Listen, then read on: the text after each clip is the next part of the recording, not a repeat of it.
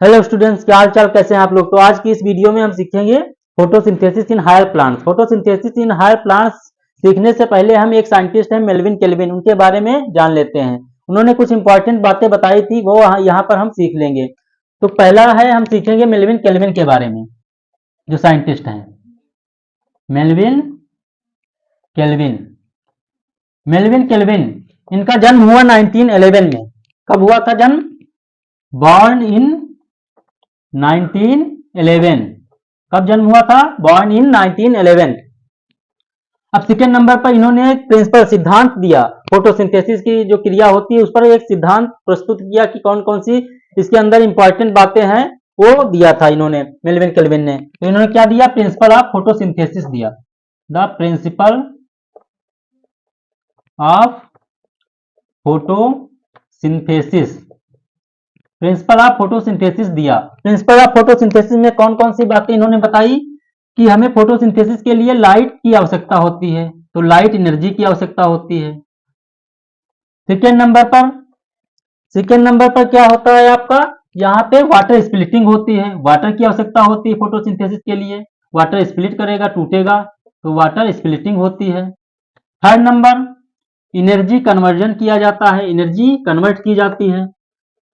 Energy conversion, light से chemical energy के रूप में आपका शुगर का निर्माण होगा, उसके बाद में उससे एनर्जी प्राप्त की जाएगी, एनर्जी कन्वर्जन किया जाएगा।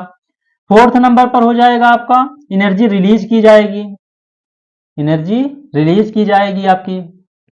फिफ्थ नंबर पर हो गया एनर्जी का यूज किया जाएगा आपका। अब एनर्जी यूज किस तरीके से किया जाएगा? एनर्जी में आपका लाइट और डार्क रिएक्शन चलती हैं। लाइट और डार्क रिएक्शन, लाइट रिएक्शन में क्या होता है आपका एटीपी और NADPH2 बनता है, और आपका डार्क रिएक्शन में ये यूज हो जाता है आपका। तो इस तरीके से एनर्जी यूज होती है। 6 नंबर पर हो गया आपका ऑक्सीजन रिलीज। ऑक्सीजन भी रिलीज होती है, फोटोसिंथेसिस की जब क्रिया होगी तो आपका ऑक्सीजन रिलीज होती है, जो हम ऑक्सीजन यूज करते हैं, तो ऑक्सीजन रिलीज होगी। इसकी जो रिएक्शन होती है वो क्या होती है, उसको भी हम सीख लेते हैं। तो होता है 6CO2 प्लस 6CO2 ना लगाएं अभी, 6 ना लें। CO2 का यूज किया जाता है और H2O का यूज किया जाता है। तो यहाँ पे बनता है आपका शुगर बनती है, और आपका H2O वाटर भी बनता है, और यहाँ पे O2 गैस रिलीज होती है, O2 गैस रिलीज होगी। अब यहाँ पे हम इसको बैलेंस कर लेते हैं। तो बैलेंस किस तरीके से करेंगे? यहाँ पे हो जाएगा आपका 6CO2 प्लस 12H2O। तो यहाँ पे 6 हमने C लिया है, तो यहाँ पे C6 है, हमें बैलेंस करना जरूरी नहीं है कार्बन को। यहाँ पे 12H2O है, तो 12 हो गया, 12 की जो मल्टीप्लाई करेंगे 2 से तो हो जाएगा 24। अब 24 में यहाँ पे हम कर देते हैं, यहाँ पे 12 हो गया, तो यहाँ पे बचा 12 हमारा केवल, तो यहाँ पे कर देंगे 6। अब हमारा O2 कितना बचा? 6 2 जा 12 हो गया, और 12 कितना हो गया? 24 हो गया। तो यहाँ पे 6 और 6 12 यहाँ पे हो गया, तो 6CO2 भी 6O2 आ जाएगा आपका, तो 6 ऑक्सीजन रिलीज हो जाएगी। तो इस तरीके से हमने मेल्विन केल्विन ने जो इंपॉर्टेंट बातें बताई थी उसके बारे में सीख लिया है। अब सेकेंड नंबर पर आते हैं साइंटिस्ट J.A. बासम साहब। कौन से? J.A. बासम, J.A. बासम साहब। J.A. बासम ने क्या बताया कि जो ग्रीन प्लांट होते हैं, जो ग्रीन प्लांट होते हैं आपके, ये रॉ मटेरियल से आपका शुगर और अदर सब्सटेंस का निर्माण करते हैं। तो ग्रीन प्लांट्स रिएक्शन होती है, बहुत रिएक्शन के थ्रू, तो ग्रीन प्लांट्स, इन्होंने क्या बताया? ग्रीन प्लांट्स फॉर्म करते हैं sugar and other substance through, किसके थ्रू? Raw material. अब रॉ मटेरियल क्या होगा?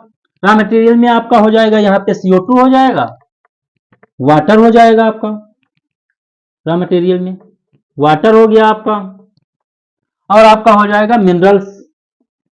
जब वो पेड़ पौधे जमीन से आपका वाटर का एब्जॉर्बेशन करेंगे तो मिनरल्स भी तो वहां पे होते हैं, तो मिनरल्स का भी एब्जॉर्बेशन होता है। मिनरल्स का मुख्य रोल होता है रिएक्शंस में, जिस तरीके से वाटर स्प्लिटिंग में यूज किया जाता है आपका, जो मैग्नीज होता है उसका यूज किया जाता है, तो यहाँ पे मिनरल्स का भी यूज किया जाएगा। मिनरल्स अब सेकेंड जो इन्होंने पॉइंट बताया था वो बताया था प्लांट्स जो है प्लांट्स करते हैं कन्वर्ट करेंगे लाइट एनर्जी, लाइट की जो एनर्जी आती है उसको कन्वर्ट करते हैं केमिकल एनर्जी में। तो इन्होंने सेकेंड पॉइंट क्या बताया, प्लांट्स कन्वर्ट करते हैं लाइट एनर्जी को, light energy in chemical energy, chemical energy. Light energy को किसमें यूज करते हैं, केमिकल एनर्जी में, थ्रू इलेक्ट्रॉन ट्रांसपोर्ट पाथवे। अब इलेक्ट्रॉन ट्रांसपोर्ट पाथवे ये हम लाइट रिएक्शन में सीखेंगे, नॉन साइक्लिक आपकी साइक्लिक रिएक्शन है उसमें हम सीख लेंगे किस तरीके से यूज होता है इसका इलेक्ट्रॉन ट्रांसपोर्ट पाथवे। उसके बाद में आगे किस तरीके से रिएक्शन चलती है, जिस तरीके से शुगर का निर्माण होता है, तो उसके बारे में बताया। तो इस तरीके से हमने मेल्विन केल्विन और जे बासम ने जो इंपॉर्टेंट पॉइंट बताए थे फर्स्ट पेज पर उसके बारे में जान लिया है।